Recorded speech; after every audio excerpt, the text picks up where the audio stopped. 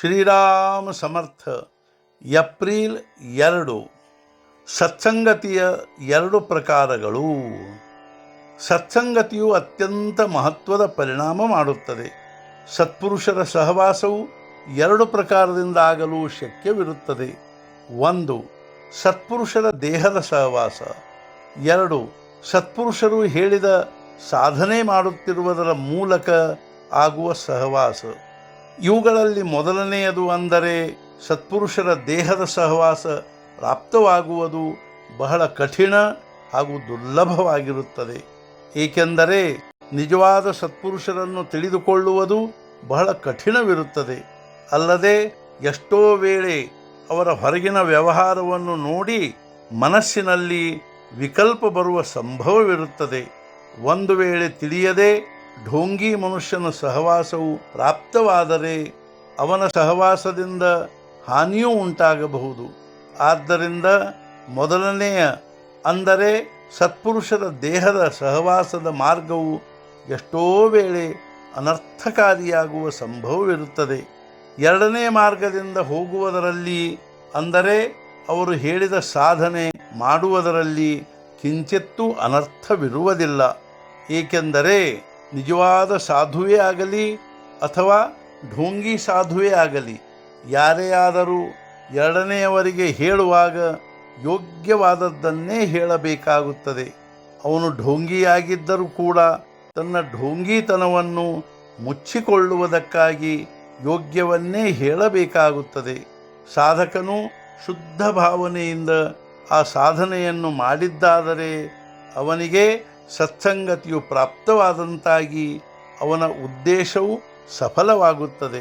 ಸುದೈವದಿಂದ ನಿಜವಾದ ಸತ್ಪುರುಷರ ದೇಹದ ಸಹವಾಸವು ಪ್ರಾಪ್ತವಾದರೆ ಸಾಧಕನ ಕಾರ್ಯವು ಅವನಿಗೆ ತಿಳಿಯದಂತೆ ಸಿದ್ಧವಾಗುತ್ತದೆ.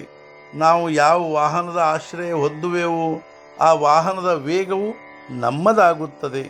ಆ ವಾಹನದಲ್ಲಿ ನಿಶ್ಚಲವಾಗಿ ಕುಳಿತುಕೊಳ್ಳುವುದೇ ನಾವು ಮಾಡಬೇಕಾದ ಕಾರ್ಯವಾಗಿರುತ್ತದೆ.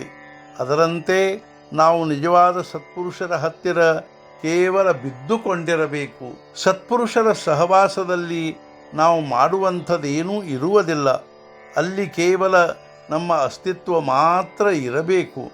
ಆದ್ದರಿಂದ ನಮ್ಮ ಅಹಂಕಾರಕ್ಕೆ ಅವಕಾಶವಿಲ್ಲದಂತಾಗಿ ವಾಸನಾಕ್ಷಯವಾಗಲು ಬಹಳ ಸಹಾಯವಾಗುತ್ತದೆ.